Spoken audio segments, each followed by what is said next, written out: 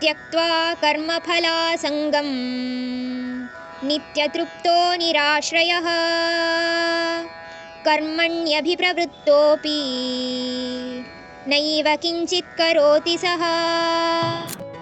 ಮನುಷ್ಯ ಯಾವಾಗ ಅವನ ಎಲ್ಲ ಕೆಲಸ ಕಾರ್ಯಗಳ ಮೇಲಿನ ಆಸೆ ಆಕಾಂಕ್ಷೆಗಳನ್ನು ಬಿಟ್ಟು ಫಲಾಫಲ ಅಪೇಕ್ಷಿಸದೆ ಕೆಲಸ ಮಾಡೋದಕ್ಕೆ ಶುರು ಮಾಡ್ತಾನೋ ಆಗ ಅವನು ಯಾರ ಮೇಲೂ ಅಥವಾ ಯಾವುದರ ಮೇಲೂ ಅವಲಂಬಿಸದೆ ಸಂತುಷ್ಟನಾಗಿ ತೃಪ್ತನಾಗಿ ಇರೋದಕ್ಕೆ ಶುರು ಮಾಡ್ತಾನೆ.